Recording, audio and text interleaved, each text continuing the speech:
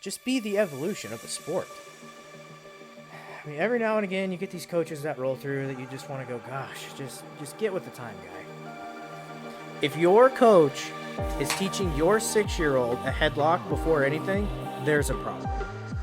Look, we're going to take the 1 or the 16. You decide. Welcome to the show. And we're live. Episode 5, Lars, Lueders. What's going on, man? How are you? Not much, man. It's good to see you, and you got a nice setup here, and yeah, we appreciate you. Cool to be here for sure and see you. We appreciate you being back in the home state, you know, the home territory. Yep. I know that's probably gonna rub some feathers wrong with your new Salina crew, but it's all good. No, man, they get it. Like I talk about Dodge, quite a bit, obviously with promoting Crayland and things like that. So I'm proud of my past and what, I helped build here for sure. So, no, it was kind of a cool drive in and reminisce a little bit. So right. So started in Dodge in 2011, right? Or 2008, man. 2008. So yeah, I'm old. So 2008, right out of college, went to Western State, which is now Western Colorado, and I think they just got 4th in the nation. But yeah, started there and then kind of got recruited out here. I know, someone from Dodge called my college coach and then just kind of set it up and went out there in 2008. So my first state tournament was 2009. So. Okay, yeah. And so before Western, right, you started off wrestling career in Iowa. Yep. So grew up in Iowa, and then, my whole dad's side's from there, and my grandpa's a longtime coach, so he's in the Hall of Fame for coaching, and I got a long ways to go to catch him. I think he's at like 75 wins. I don't know exactly where it's at. So started there and grew up in a wrestling family, and then went out to Colorado to play football originally, or moved to Colorado right before my senior year.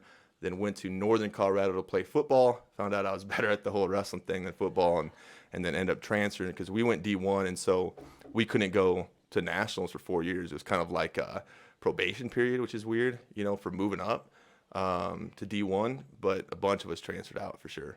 Right. Yeah, just kind of give you that, at least that little bit of, what do you want to say?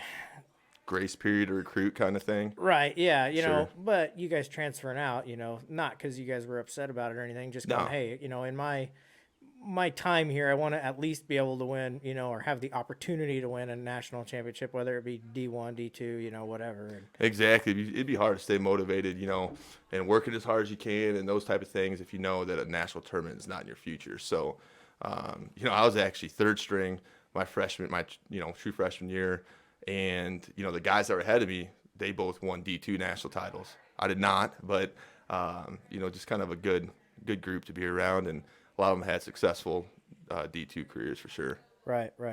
So moving to Dodge, you kind of build this legacy, and Dodge needed it for sure. It was spotty as far as head coaches you go. I think there was 6 head coaches in a matter of 10 years or something along those lines, like and so kind of coaching was spotty back and forth, and so kind of building that legacy when you come in at 25? I was right? 23, maybe 24, but I thought I was 23 if I backtrack. So right. So yep. Still, really a kid in that aspect of it, really only 4 or 5 years older than most of the kids on the team, For sure. What kind of thought process do you have coming into that season going, all right, this is how we're going to have to do things. This is, we're going to have to make that transition, and what's your thought process with that, or what was it? What helped me out is I, come from a family of wrestling coaches, and so, when I would, go to Thanksgiving dinner or family dinner, they're throwing out just kind of coaching ideas, and I was hearing that since I was a kid. So I kind of knew what to expect, or, things to watch out for, or, I kind of had a jump start on that. And so the biggest thing is, changing the culture and kind of changing mindset. And I knew, I had to prove myself being young. I couldn't take, now when I started, took my position this year and first year, it was just kind of like you have credentials and you're older. People don't doubt you as much. But when you're 23, if you know what you're doing, everybody's going to kind of doubt you and second guess you. And so, I kind of knew that. I had to prove myself, and not myself, but kind of communicate really well, talk about why I was doing everything. And just, I know first meeting I had with the kids, it was just like, hey, I don't want to hear about the past. I don't want to hear anything negative. I don't want to hear anything like that. I'll take ideas maybe of things that you suggest that we don't do because you didn't like it last year or something like that, or positive, or hey, we should try this. But really just kind of transitioning their mindset to, hey, it's a new time. We're doing things different. Anything in the past, is great, but it's kind of over with. So I think that's a big part of it, and just getting people to believe in you as a person and how much you cared. Relationships are everything in coaching. So getting the kids to believe in you and know that you care about them more than just the wrestling part. You care about them overall as an individual, I think, is really important. And the parents see that, and then they start to buy in, and then all of a sudden it just kind of starts rolling. So. Yeah, no, and, you kind of talking about, getting people to trust you. And I think that has a lot to do with, you're getting their trust, but you're getting their respect at the same time. Sure. You kind of have to earn that and almost prove that, like, hey, I know what I'm doing, and that doesn't come within the first year. It doesn't come within the first 2 years. It's one of those deals that it's going to take 3, 4, 5 years of seeing, improvements on just the program overall, and a lot of it's results based, Sure. So then I think when that kind of kicks off, then that was when there was some major changes being made, and especially with like the administration and stuff like that, you could pretty much go in and say, hey, this is what I want to get done, and it would be done, no questions asked. Definitely. So. There's a lot less explaining why or trying to convince them, as we got rolling, like you said, years 4 and 5, it was just kind of, hey, this is what, I would like to get done. I'd always give a reason. You always, it's still wrestling, it's not football where it's just kind of, you still kind of have to prove yourself no matter what. But yeah, definitely less conversations about, trying to convince them, more of just, this is what we need to do, and then it kind of got done. So. Oh yeah, yeah. Well, and I guess what is it? Five now head coach of the year awards. So not state. So I've got 2 state head coach of the year, and then probably more than that for like conference and all that kind of stuff. But yeah, 2 for state coach of the year. So. Right. I'm counting them all together. Okay. You gotta do that to inflate yourself a little bit. Sure. There you go. Yeah, for That's sure. funny. But humility is a good character trait. So yeah, but so that's just kind of it's kind of like I tell the kids, I said that a lot this year, was like the winning, like you shouldn't even be like, we don't talk about wins and losses because that's just a product of the things that you do. Like you shouldn't have to like think about it.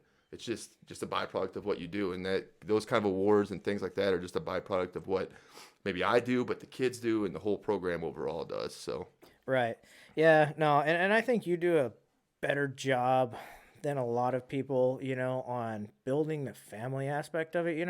Where, I mean, just here, 2 or 3 weeks ago, you sent out a text and there's 20 of your former wrestlers, all Sure. kind of spread out from years, some of them that they were seniors in high school whenever, I was a 6th grader, 5th grader, something like that. So it's not cool. like we were in the room with them every day, but that relationship is still there, and Absolutely. kind of going through the room and stuff like that, especially those last 4 or 5 years, of you being in Dodge, where Christmas break, there's 10 of the previous wrestlers, down in the room. They're home for Christmas break or whatever, and they know that, hey, Christmas break practices in Dodge are big, and so they come down, and so that family aspect of it does really well, and I hope you're able to do that, at Salina, and I think you should, and are already doing the right things, with SAW and everything like that. So yeah, I appreciate it, and that's I think that's the coolest part is like, and some people, I think hopefully they get it. I think some people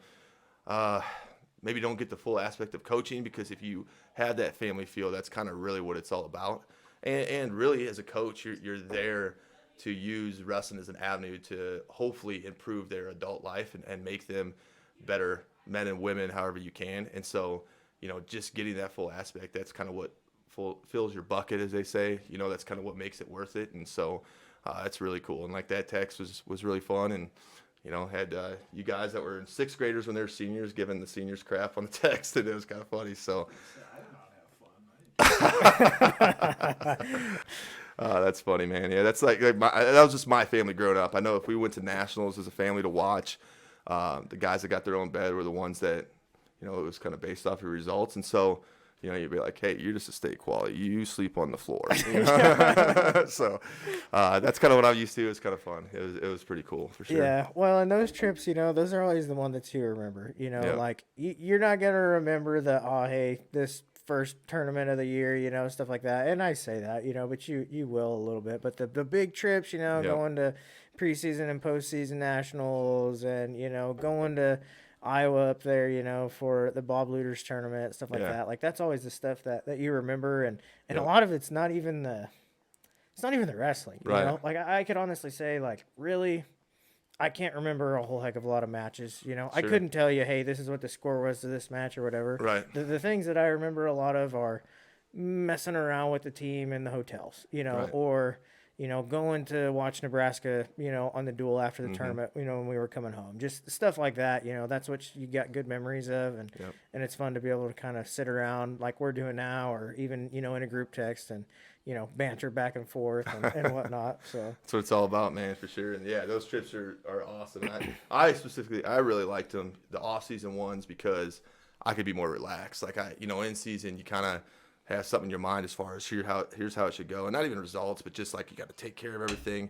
Got to make sure that you're peaking at the right time. You got so many thoughts going through your head, even paperwork, that sometimes it's hard to be relaxed. But off season, it's all about just kind of going and wrestling, getting better. And so as a head coach in off season, it's pretty nice to be able to relax for sure. Yeah, well, and to be honest too, like, and this is not a dish, to the teams, and in the early years and kind of in the middle, but kind of towards the end, the last 4 or 5 years being here, when you have a team that's like, hey, we've got an entire lineup of killers, of just solid kids, Sure. that probably makes it a little bit easier to go, all right, like I don't have to be, I'm not going to say high strung, but I don't got to be so like diligent, because I know that these dudes, they're going to get done what needs to be done. I don't got to worry about people missing weight all the time, and stuff like that. Right. And they're going to know what to do. I know Cole and I at the Western State Camp, like maybe our senior year, something like that. We're roommates and we're up there, and before we had left, you were like, hey, I'm just letting you guys know this is going to be very relaxed. You guys know what you need to do. I'm not going to be up there like making sure you guys are doing, all this stuff that we had to do. And for whatever reason that changed, and I think that has to do with like, hey, we got a team that, we were in the finals at that deal like 2, maybe 3 years in a row, know, and so I think you kind of went, all right, I can relax a little bit, because I know that this team is, they know what is expected and what needs to be done, and then that, you kind of relaxing, I think, helped out the kids. And I'm not going to say it was the kids that, were the better kids on the team. It was the kids that, maybe needed a little bit more help, because they're going, oh, coaches, he's kind of chilled out a little bit, when we're doing this stuff. And so it kind of let them relax. And that makes sense. Maybe be more relatable even, because when I'm high strung, it's like, I'm not joking around too much. And I could see that for sure. And I think that's, a part of it is because you guys were good, I guess, but a lot of it was, and I think some head coaches miss this part. Some get it, but a lot maybe don't. If I knew you guys really well since you were well before you got to high school, what I mean? Yeah. Middle school, even, sometimes before. And so, I kind of had taught you everything I needed to teach you by the time you were like freshman, you know what I mean? As far as how to warm up and how to do things right and all those type of things. So I think that helps a lot. And I think that some coaches, if they're trying to improve, I think that's the number one thing is build relationships with your kids in high school, but even more important, like build them with your 5th, 6th graders or younger. I mean, since you can, like them, and then they get to you and you're already their coach and they're already bought in, and just learning and progression just goes so much faster and it just goes smoother for sure. Oh yeah. Well, and I think, especially in this sport where it's so stressful, honestly, it's very stressful and very intense a lot of the times. I think when, just the atmosphere and attitudes are kind of toned down, I think you wrestle better, honestly. Like, I think, kind of when that happened, we were pretty decent, at that point. But I think when that happened, that transition, we got even further along, Sure. you know, and we're kind of just able to, you know, I guess not stop worrying, because I don't feel like we all worried a whole lot, you know, but definitely kind of loosened up. And that's whenever that big, you know, family aspect of it really came in. We were all, you know, super close as it Right. is, and we're in the basement of the dorms jousting, and you know, I didn't dude, know. Ears closed. I didn't know about that. yeah, yeah, But yeah, for sure. And it's like you said, it's an intense sport already. So like, if you amp them up, man, that just takes them too far. Like it's almost like you have to calm them down, because it's just an intense and competitive sport. It's tough, and they don't need to get more jacked up. Like that's going to be there. There's a lot of pressures from sometimes, home, from themselves, from just the sport in general. From I've wrestled this kid before. I mean, there's so many factors that a lot of times, yeah, you just got to calm them down. And we all know that if you're, not stressed and anxiety ridden, you just wrestle better. You do everything better. Like, if you're stressed about life, you don't think as well. Like you're kind of like that fight or flight response, and you perform best definitely when you're out of that kind of mode. So yeah. Well, and you and Tate both, you know, you guys both, I think, do a really good job of being able to like see how a kid is normally, and then see how they are right before a big match, and go, oh, hey, he's nervous, he's right, stressed out, whatever. And then, go get them, remove them from the situation, or pull them away from the crowd or whatever, and say, all right, we're going to get you calmed down. We're going to get these nerves out a little bit, and then when it's that time to go, not a second sooner, now we're going to go into the big gym, or now we're going to go into the sure, arena or whatever, and get out there. And I think that helps a lot. I've tried doing that with some of my guys, and I've noticed a difference, for sure. So absolutely. I know at state, we had a couple in the finals, and we didn't even have them out like next to the mat warming up for the state finals. They were back in the hallway, and that's something you had to learn. And having good assistance really helps too, because like if you're the head coach, you're thinking a lot of logistic stuff.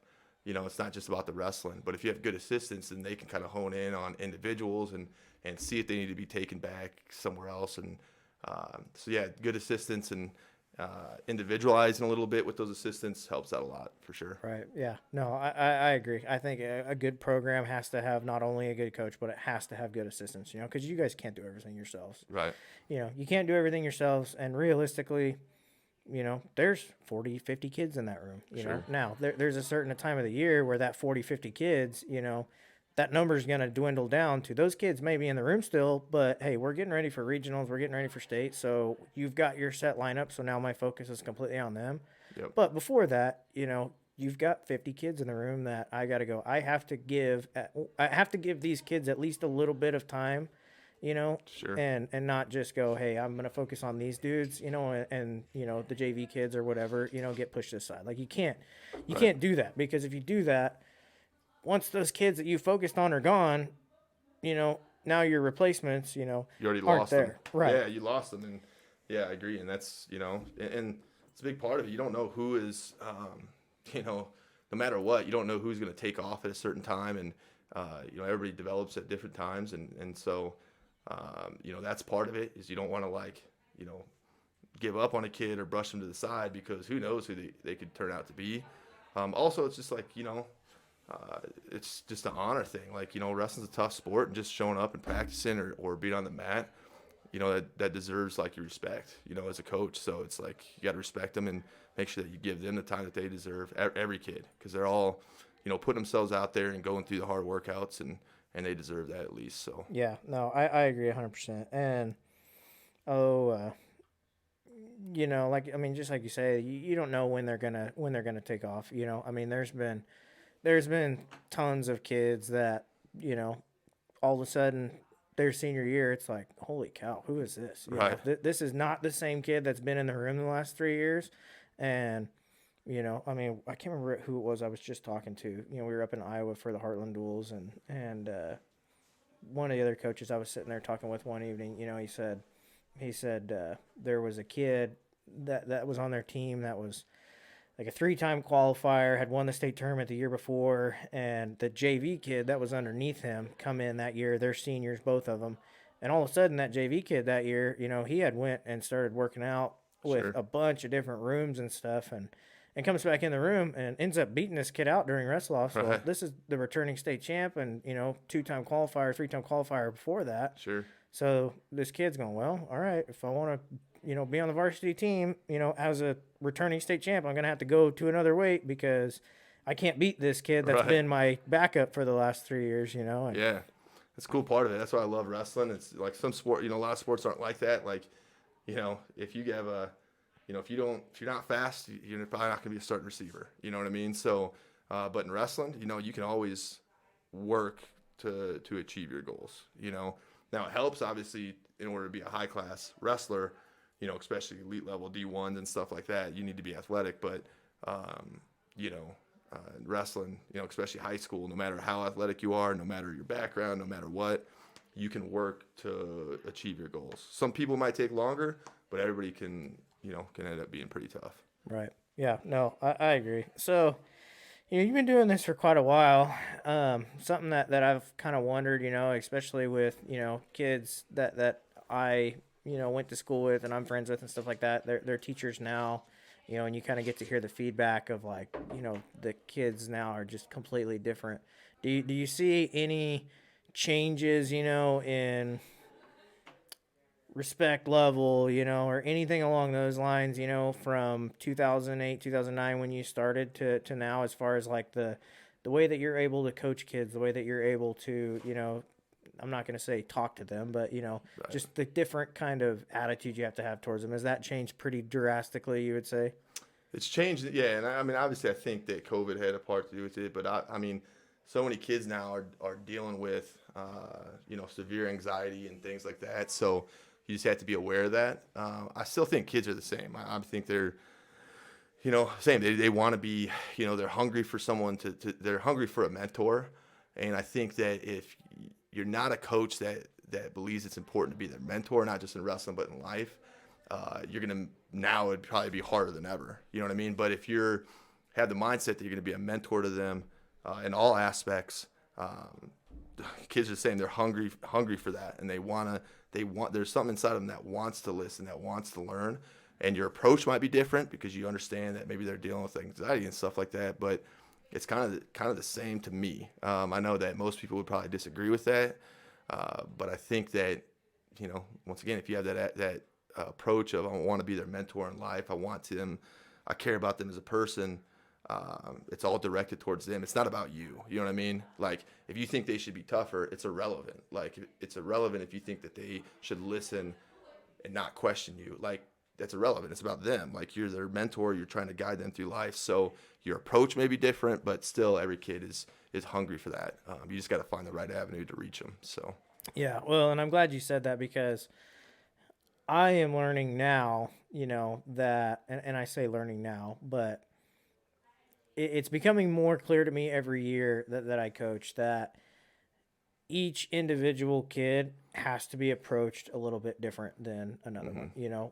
I know that there's some kids in my room that when they're maybe not doing the things that they need to be doing, or, they're screwing around or whatever the case may be, if I go over and just nonchalantly say, hey, let's get back to work, Right. they're just going to kind of look at me and go, yeah, okay, sounds good. He's not super serious, and keep doing what they're doing.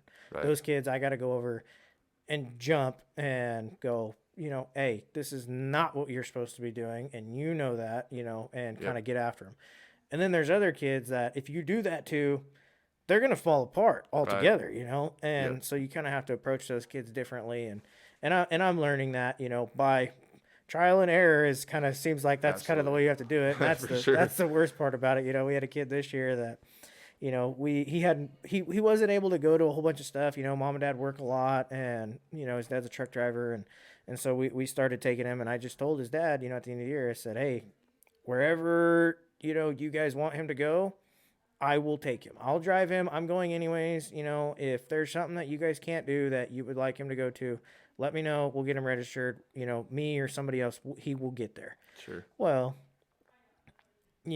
I didn't realize it till the second or third tournament that, hey, if I come up after this kid's match where he's had a terrible match and I know that he should have wrestled a lot better than he did, and I jump in the middle of him he's going to fall apart and not do well the rest of the tournament, you Right. know. But if I go up and talk to him in a nice, calm voice, say, "Hey, this is what we did wrong, you know, was your head not right, whatever," and just talk to him, you know, then that changes that whole aspect of it, and it's like he gets it more, you know, Yep. and goes, "All right, I have to fix this," you know, or whatever. Right. And, you know, kind of you talking about being kids as mentors, you know, one of my very good friends, Dylan Keller, his son, you know, is like a second son to me. And, you know, one thing that it makes you proud as the coach, but it also almost made me feel a little bit bad was, you know, he didn't have quite the state tournament that he wanted. You know, he fell apart a little bit during the state tournament just because I think he kind of got into his own head. And I talked to his mom, you know, a week or so after the state tournament, and she said, you know, he wasn't upset about how he wrestled, you know, and he was, but the biggest thing that he was upset about was not how he wrestled, not anything along those lines. It was, I disappointed my coach, you know, I think he's upset with me, whatever. And so, you know, at that point, you're like, man, you know, like I'm glad that he looks up to me that much. But when you have that much influence, you know, to where they're not even upset about them wrestling bad, they're upset because they think they disappointed you, you know. So, Yep. so then you got to make the, you know, the not effort, you know, but you have to make it a point that you go and talk to him, you know, and say, Yep. hey, you know, I'm not disappointed in you. You know, we could have done things better, yes, but you also got to realize, dude, you're 12 years old. You know, Right.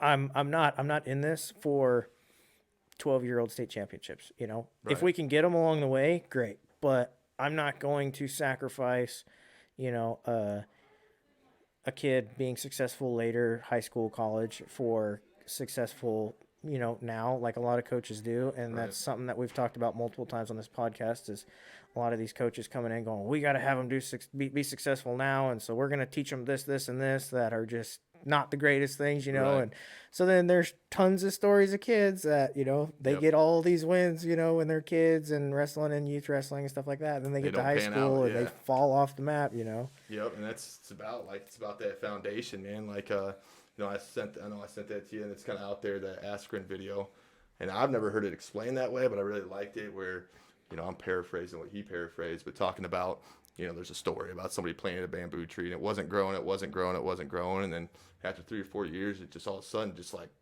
it grew like whatever 40 feet in 6 weeks or whatever he said. But that's basically what it is. It's like, you know, because it was established in its roots. They were deep, they were wide, and then it just took off. And I think some people don't establish good roots and they try to take off this way. And then, like Askren said, you know, the tree just topples over if it doesn't have a good root system. So, yeah, I definitely think that most of your time in youth sports should be developing a good root system, good fundamentals, you know, a good approach to the sport, you know, good drilling habits. Kids have to be taught how to drill, you know, and I think some people kind of look over that. Maybe they don't know how to drill themselves. So, but I think that's a big part because when they get to high school, middle school, high school, you want them to be able to drill correctly. So now you can just start feeding them info and getting them ready to go. And if they don't know how to drill, it's like they could drill for 80 hours and they're not going to get any better because they're not drilling the right way. So, Right. Yeah, no, I agree. And that's kind of the transition, you know, and I say transition, but I think that is something that a lot of kids don't realize that, you know, if they don't come from a high school program that is revolved around high-paced drilling and drilling correctly, you know, and doing these things, when they get to college, they're culture shocked because that is 90% of college wrestling in the practice room is we're going to drill for an hour and then we may go live for 20 minutes, Right. you know?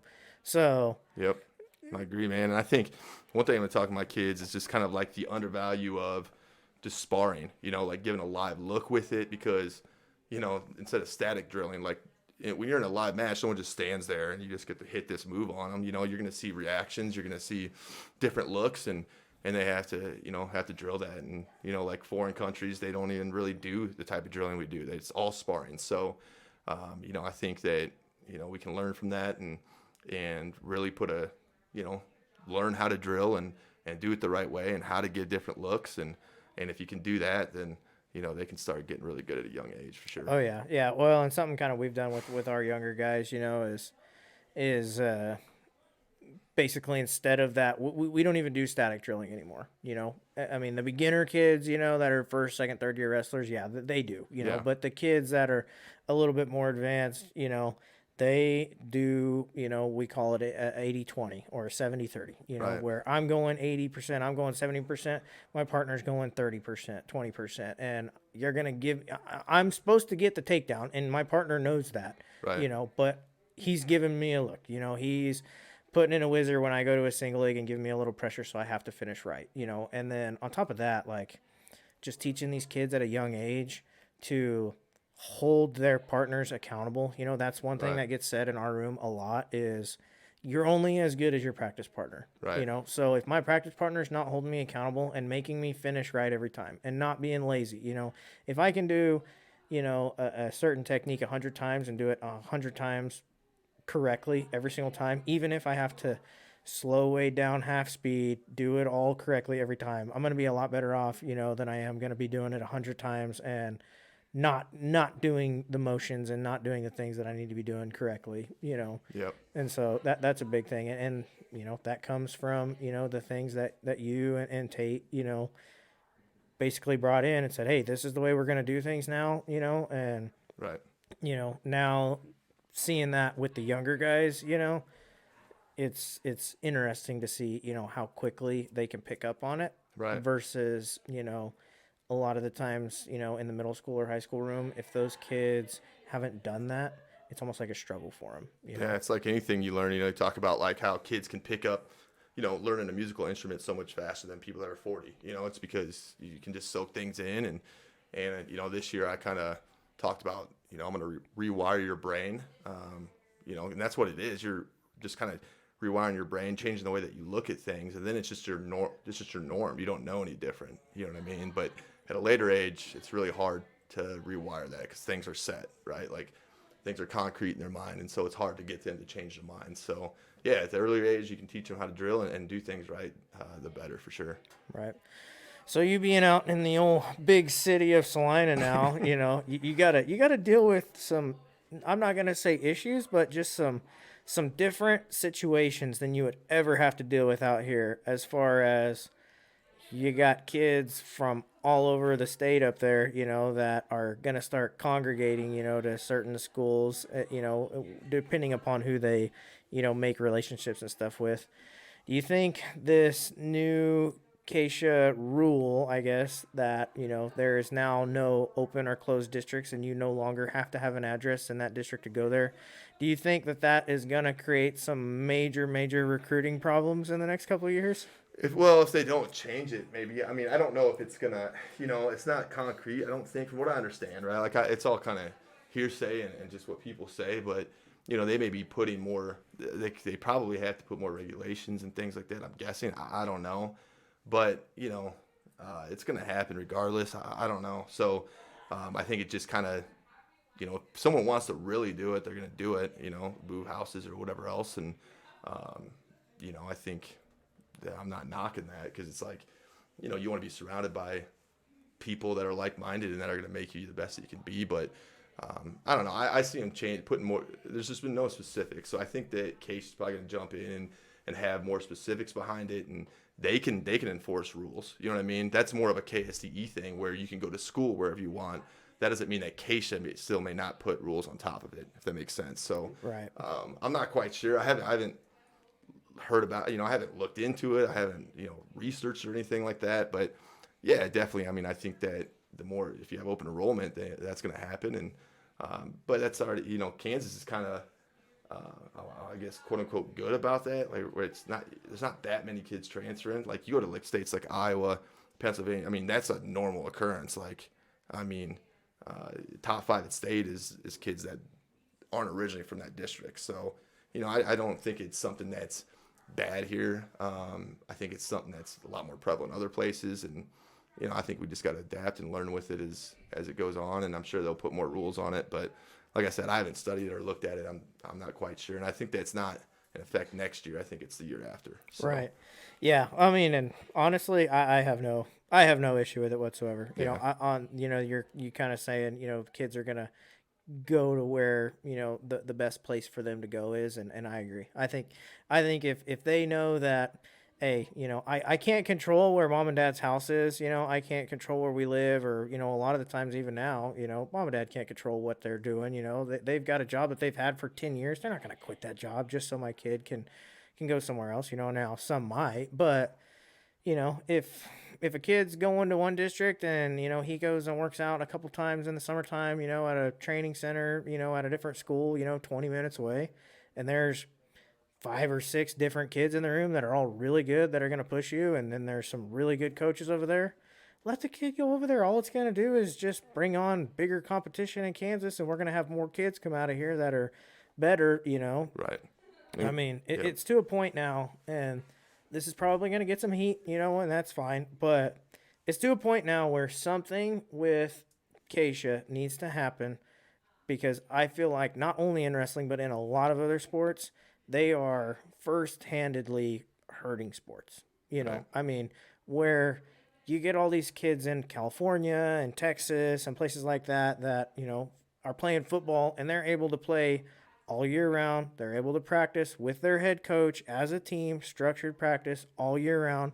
Of course, they're going to be 10 times better than anybody from Kansas when, they get one camp in the summertime, and that's all they can do. Right. After their season's over, if you're even in the same room as your coach, you're going to get a quote unquote Keisha violation. So, Well, I think, yeah, I mean, I think when they made that rule, maybe they were thinking of Kansas City, but like they don't understand like how much that hurts places like Dodge, because there's not like tons of wrestling people. It's like in Kansas City, it's just highly populated. Like, yeah, somebody else can coach your kids in the spring, but like in Dodge, like how many, or a 3A school out west or whatever. I mean, you have a limited amount of people that can even coach them or get them better in the off season. And so when you put in rules where they can't work with them in the spring or fall or whatever, that hurts those communities more than anything, and Right. they need it the most. And so I think they weren't maybe necessarily thinking about that maybe when they put the rule in effect, but that's the biggest thing. And I know my family's from Iowa, and they think it's crazy. They're like, what? I mean, you can't work one-on-one with kids in the spring? That's crazy to me. They don't know any different. Like, that's definitely a Kansas kind of thing. And yeah, I think that it's, in the end, I see their intent behind it, but I think it's just hurting kids, and I don't see anybody going crazy and making kids just go like every day, or I mean, I don't know. Like, so I think they're worried about football. So I'm not Right. sure. Yeah, no, I don't know. I mean, I think it's definitely a conversation, that needs to be had, and there needs to be, definitely some suggestions, of like, hey, we're going to leave this open to coaches and parents. What do you guys think about this? What can we do to change it, and kind of get some feedback, get some opinions, and go from there. So, Right. Yeah. So, no, anyways, with that, Lars, I appreciate you coming on, man. We wish you nothing but the best there in Salina. We miss you out here. So, Appreciate it, man. It was good seeing you guys, and you guys are doing a good job, and keep it up for sure. yeah, no, we appreciate it. So, anyways, guys, episode 4 or 5, sorry. Episode 5, I think. I think it's 5, yeah. 5. Episode 5. We appreciate you guys for listening. If you haven't already, like, subscribe, share. We need to get out there. We need to get out there more so we can, kind of keep the interest going, and really we want to grow this so that way, we can do bigger and better things, with this program. So we appreciate you guys for listening. Thanks, and we're out.